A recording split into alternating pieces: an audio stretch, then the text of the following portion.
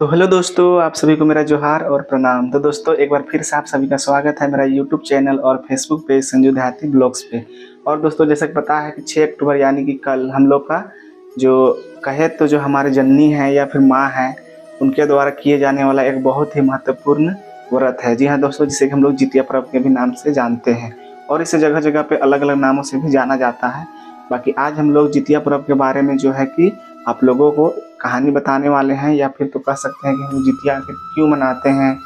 और इसका परंपरा कब से चला आ रहा है, वो सारा चीज़ मैं आप लोगों को बताने वाला हूँ। तो वीडियो को बिना देर किए हम लोग शुरू करते हैं। बाकी आप लोग वीडियो को लास्ट तक जरूर देखिएगा ताकि आप लोगों को भी पता चल सके कि आखिर जितिया व्रत जो होता है आखिर ये क्या है या फिर हम लोग क्यों मनाते हैं।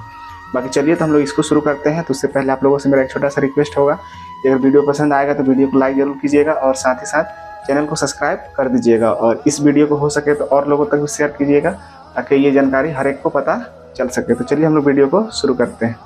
तो दोस्तों, कहानी में आगे बढ़ने से पहले हम लोग सबसे पहले ये जानते हैं कि जो जितिया व्रत होता है ये क्या होता है और इसे कौन लोग करते हैं। तो दोस्तों, मैं बता दूं कि इस व्रत को जो हमारी माताएं होती है वे सभी करते हैं और कहा जाता है कि अगर जितिया के दिन यानी उस दिन अगर हम लोग उस व्रत को यानी उसका कथा सुनते हैं या फिर व्रत सुनते हैं तो जो जीमुत वाहन होते हैं वो काफ़ी खुश होते हैं और जो भी हमारी संतानें होती है यानी कि जो भी माँ की संतानें होती है उन सभी को लंबी आयु का वरदान मिलता है। तो ये है इसका मुख्य कारण। तो दोस्तों, कहानी में हम लोग आगे बढ़ने से पहले आप लोगों को बताना चाहेंगे कि जो ये व्रत होता है उसे हम लोग कब करते हैं। जी हाँ दोस्तों, तो बता दें कि ये जो व्रत होता है एक्चुअली में इसे हम लोग 3 दिन के लिए करते हैं, यानी 3 दिन के लिए होता है। जिसमें कि जो सबसे पहला दिन होता है जिसे हम लोग नहाए खाए बोलते हैं, यानी कि इस दिन जो होता है जो भी माताएं होती है वो उपवास करती है और जो भी है कि संध्या के समय में यानी कि बिना नमक का चीज़ क्या करते हैं, खाते हैं और उस तरह से जो है कि उस दिन रहा जाता है। और जो दूसरा दिन होता है उस दिन निर्जला का व्रत किया जाता है, यानी कि उस दिन किसी भी प्रकार का ना ही अन्न जल का सेवन करती है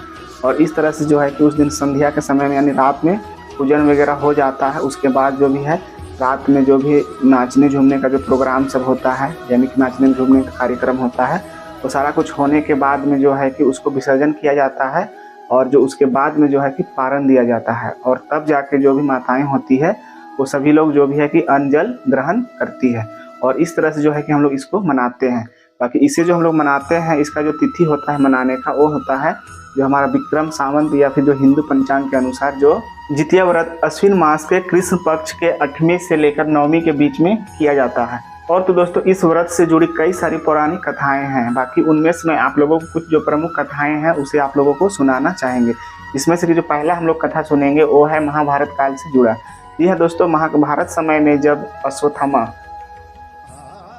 जब महाभारत के समय पे युद्ध हो रहा था उस बीच जो अश्वत्थामा होते हैं उनके पिताजी का युद्ध के दौरान मृत्यु हो जाता है और इस बात को लेकर जो अश्वत्थामा होते हैं वो काफ़ी ज़्यादा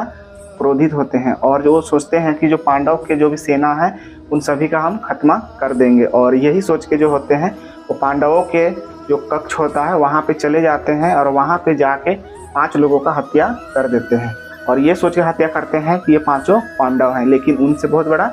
गलती हो जाता है और वो किसी दूसरे निर्दोष लोगों को मार देते हैं। और इस तरह से जब बात पता चलता है अर्जुन को कि जो हमारे सेना के जो 5 लोगों को मारा गया है तब जाके उन्हें काफ़ी क्रोधित होता है, क्योंकि जो 5 सेनानायक होते हैं वो द्रौपदी के 5 पुत्र होते हैं और इस बात से जो अर्जुन काफ़ी ज़्यादा क्रोधित में आ जाते हैं।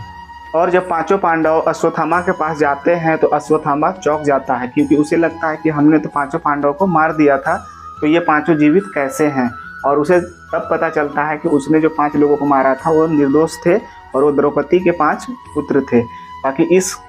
बदले के आग में जो अर्जुन होता है अश्वत्थामा से युद्ध करते हैं और युद्ध करने के बाद उसे बंदी बनाकर अपने यहाँ ले आते हैं और जो उसका दिव्य मणि जो उसके माथे के ऊपर में होता है उसे वो छीन लेते हैं और इस तरह से जो है कि उनका बीच का जो लड़ाई चलते रहता है और इस तरह से जो अश्वत्थामा होते हैं वो भी पांडवों से काफ़ी ज़्यादा क्रोधित होते हैं और उन्हें मारने के लिए जो है कि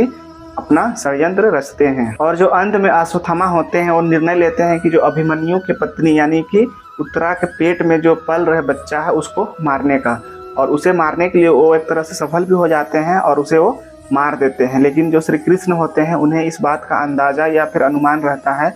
कि जो उत्तरा के पेट में पल रहे जो बच्चा है उसका जन्म लेना अति आवश्यक है, और इसलिए जो होते हैं उसके पेट में मरा हुआ बच्चा को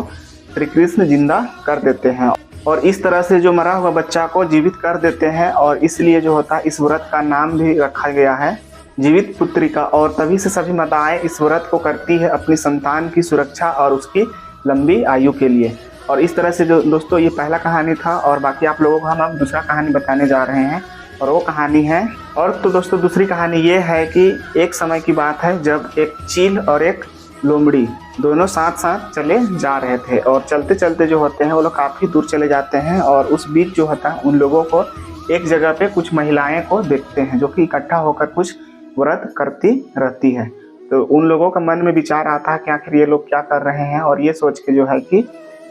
जो चील और जो लोमड़ी है वो वहाँ पे जाती है, यानी उन महिलाओं के पास में, और जाके उनसे इसके बारे में पूछती है। तो वो जो भी होते हैं महिलाएं उनको बताती है कि इस व्रत को करने से जो है कि हमारे जो संतान जो भी होते हैं, चाहे पुत्र हो या पुत्री, उनका उम्र दीर्घायु होता है, यानी कि उनका आयु लंबी होता है। और ये चीज़ जब उन लोग सुनती है तो उनके मन में भी विचार आता है कि इस व्रत को हम लोग भी करेंगे।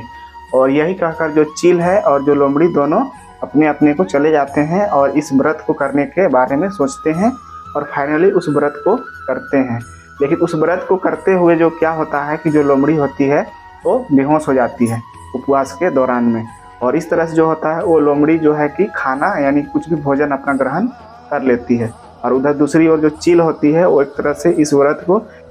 पूरी श्रद्धा भाव के साथ में इस व्रत को करती है, और उस तरह से जब पूरी तरह से पूजा समाप्त हो जाता है उसके कुछ दिन बाद जो लोमड़ी की जो संतान होती है वो कुछ समय के बाद जो होता है और अपने आप जो है उस होता ही मर जाते हैं। और इधर जो चील के जो बच्चे होते हैं यानी कि वो कुछ समय के बाद धीरे धीरे वो आगे बढ़ते हैं, और उनका जो आयु होता है वो दीर्घायु हो जाता है। तो इस तरह से जो है कि इस व्रत का हम लोग को यहाँ पे एक अच्छा परिणाम देखने को मिलता है कि अगर हम लोग अच्छा इस व्रत को पूरे मन या फिर निर्जला उपवास के साथ अगर शुद्ध तरीके से करते हैं तो सही में जो है कि हमारे जो संतान की जो आयु होती है वो लंबी होती है। और इस तरह से इसका ये कहानी था, और साथ ही साथ इसके अलावा और कई सारी पौराणिक कथाएँ हैं। बाकी मैं इस वीडियो में आप लोगों को इतना ही बताऊंगा। बाकी अगर आप लोगों को इस वीडियो में थोड़ा भी कुछ पसंद आया होगा तो ज़रूर वीडियो को लाइक कीजिएगा, और साथ ही साथ चैनल को सब्सक्राइब कर दीजिएगा। इसी तरह से और नई नई कहानियाँ या फिर नई नई चीज़ों के बारे में मैं आप लोगों को हमेशा अपडेट देते रहता हूँ। बाकी चलिए इस वीडियो में यहीं तक, आप लोगों से मिलते हैं किसी और एक दूसरे वीडियो के साथ। तब तक के लिए bye bye, take care and हाँ, जय हिंद, वंदे मातरम।